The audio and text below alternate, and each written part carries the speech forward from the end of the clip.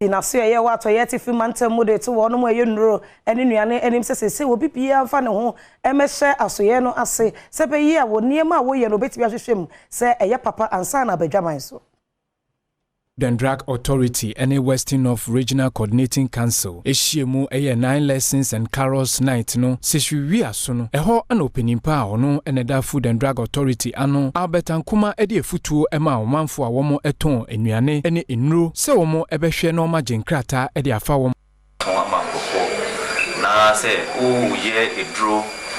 amankofo anambo se o ye household chemicals na se cosmetics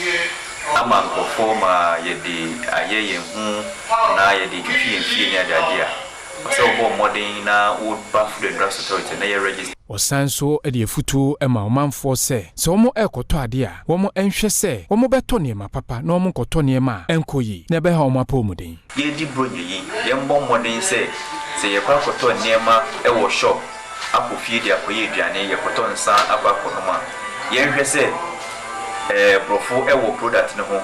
ye nhwe se expiry date ewo product no ho no empa ho ye nsan so nhwe se product no